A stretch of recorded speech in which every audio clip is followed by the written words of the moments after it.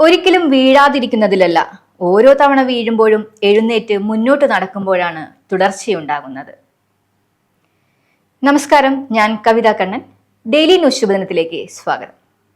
Daily news ശുഭദിനം നിങ്ങൾക്കായി അവതരിപ്പിക്കുന്നത് അമൃത്വേണി ഹെയർ എലിക്സിയർ. പഞ്ചാബിലെ ഒരു കോട്ടൺ വ്യവസായിയുടെ മകനായിരുന്നു രജീന്ദർ. പഠിക്കാൻ മിടുക്കനല്ലാതിരുന്ന രജീന്ദറിന് 9ാം ക്ലാസ്സിൽ തോറ്റതോടെ പഠനം നിർത്തേണ്ടി വന്നു.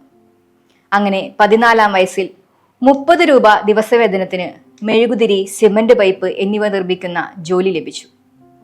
പിന്നീട് അച്ഛനെ പോലെ കോട്ടൺ വ്യവസായത്തിലേക്ക് കാലെടുത്തു വെച്ചു. ഒരുപാട് തവണ കാലിടറിയെങ്കിലും കഠിനമായി അവൻ പരിശ്രമിച്ചുകൊണ്ടേയിരുന്നു. അങ്ങനെ കോട്ടൺ വ്യവസായത്തിൽ പച്ച പിടിച്ചു തുടങ്ങി. അങ്ങനെ ഇരിക്കെ വീണ്ടും ഒരാഗ്രഹം, രാസവള നിർമ്മാണം. ആദ്യമെല്ലാം വീട്ടുകാർ എതിർത്തെങ്കിലും രജീന്ദറിന്റെ ആത്മവിശ്വാസം അവരുടെ എതിർപ്പുകളെ അലിയിച്ചു കളഞ്ഞു. അങ്ങനെ സ്വന്തം സമ്പാദ്യവും വീട്ടുകാരുടെ സമ്പാദ്യവും എല്ലാം ചേർത്ത് 6.5 കോടി നിക്ഷേപത്തിൽ അഭിഷേക് ഇൻഡസ്ട്രീസിന് തുടക്കമിട്ടു. അതൊരു തുടക്കം മാത്രമായിരുന്നു. തന്റെ വ്യവസായം പല മേഖലകളിലേക്കും അദ്ദേഹം വ്യാപിപ്പിച്ചു.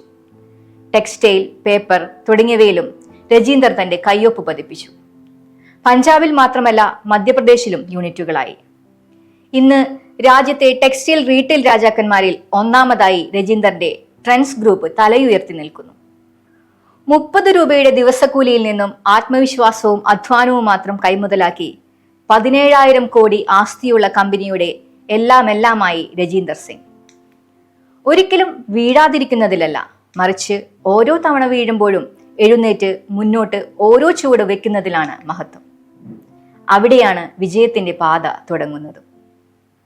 ശുഭദിനം.